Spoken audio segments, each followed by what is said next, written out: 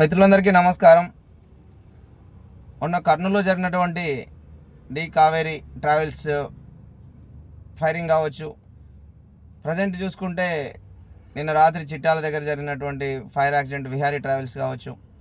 అంటే రెగ్యులర్గా ప్రతి హైవేల మీద ఎక్కడో అక్కడ ఇలాంటి సంఘటనలు జరుగుతూనే ఉంటాయి. కాబట్టి ప్రభుత్వం ముందస్తుగా ప్రతి 50 కిలోమీటర్లకు ఒక ఫైర్ ఇంజిన్ సర్వీస్ స్టేషన్ ఏర్పాటు చేస్తే ఎంత బాగుంటుంది. ఒక్కసారి ప్రభుత్వం ఆలోచించి ప్రతి నేషనల్ హైవేస్ కానీ స్టేట్ హైవేస్ కానీ ప్రతి 50 కిలోమీటర్లకు ఒక ఫైర్ సర్వీస్ స్టేషన్ ఏర్పాటు చేస్తే ఇలాంటి సమస్యలకు చెక్ పెట్టవచ్చు.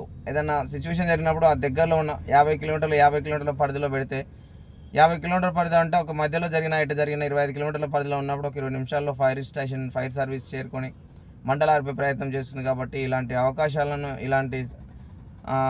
ప్రయత్నం చేసి ప్రభుత్వం ఇలాంటి వాటిని సహకరిస్తే బాగుంటుంది.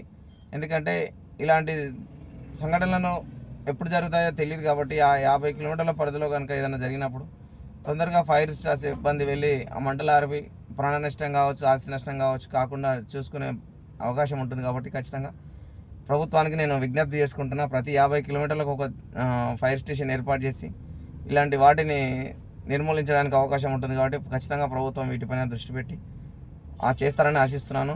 జై భారత్, జై హింద్, జై శ్రీరామ్. మీ అందరి వాడు.